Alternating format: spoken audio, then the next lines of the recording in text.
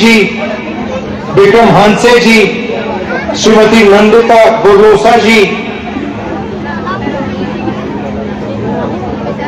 Congress and alliance workers, brothers and sisters, I'd like to welcome all of you here today. Thank you very much for coming out in such large numbers to listen to us.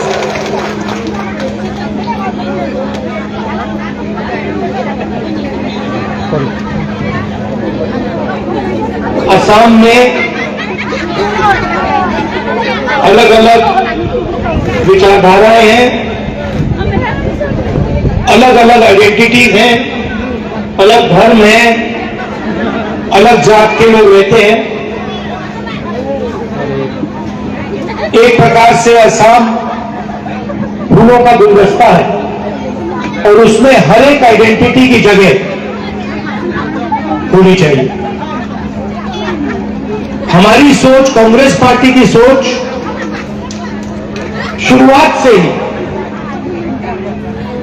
Decentralisation of power की सोच रही है। हम चाहते हैं कि power सचमुच में जनता के हाथ में जाए, हिंदुस्तान के कोने कोने में जाए और हर आइडेंटिटी को हिंदुस्तान के चलाने में जोड़ा जाए। दूसरी तरफ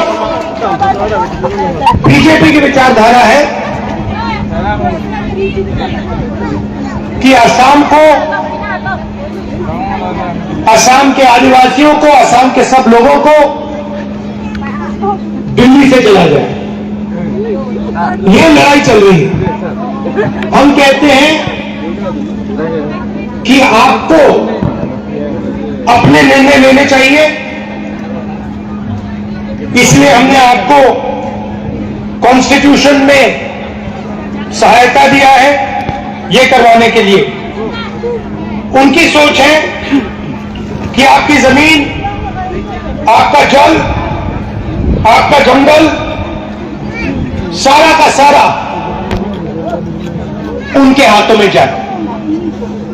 यहां पे 244A की चर्चा हो रही है। 244A आपको पावर देता है, आपको स्ट्रेंथ देता है, आपको निर्णय लेने की अपॉर्चुनिटी देता है। मगर मैं आपसे सवाल पूछना चाहता हूं, 244A लाया कौन? 244A हम लाए क्योंकि हम जानते हैं कि आपको लोकली आपके निर्णय लेने हैं। सही बात है?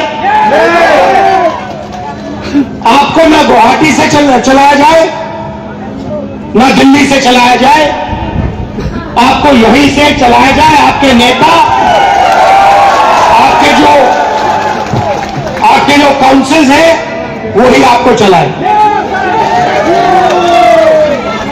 ये फर्क है हम में और उनमें। अब आप देखिए चेन कहां से शुरू होती है।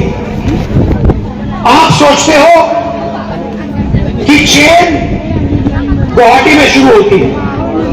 चेन गुवाहाटी में शुरू नहीं होती।